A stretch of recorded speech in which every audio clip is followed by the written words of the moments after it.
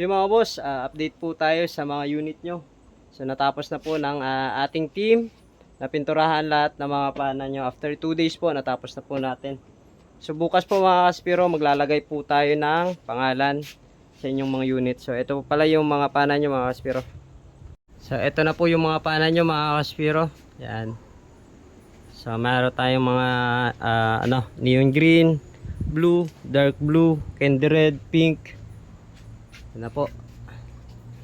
So ready to release na po ito next week kapag na-assemble na po natin. So ito yung neon green po natin. Ito yung nilabas po natin nung kailan lang.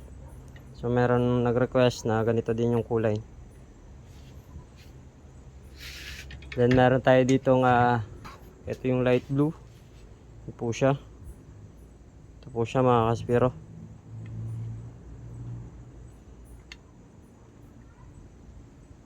Ito yung honeycomb carbon na light blue.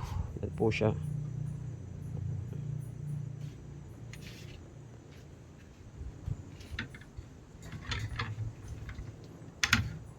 Then meron din tayong mga silver and black na honeycomb carbon. Yan po siya. Ito naman po yung 3D.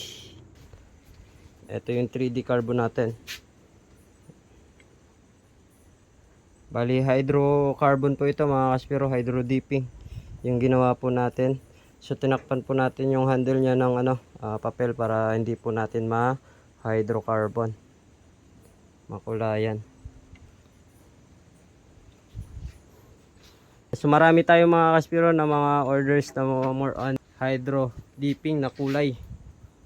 So meron tayo blue, yung green, then dito naman marami purple, blue, pink. So more on hydrocarbon po yung ginawa po natin sa kulay kaya medyo matagal. Inabot tayo ng 2 araw. Meron din tayo ditong yellow. Yan po yung yellow. So, hindi na makita, baka bukas na lang natin ipakita. Ito yung pink. Ito yung regular color natin na blue. So, meron naman po tayo dito yung silver and black, army green. Ito yung candy red and blue.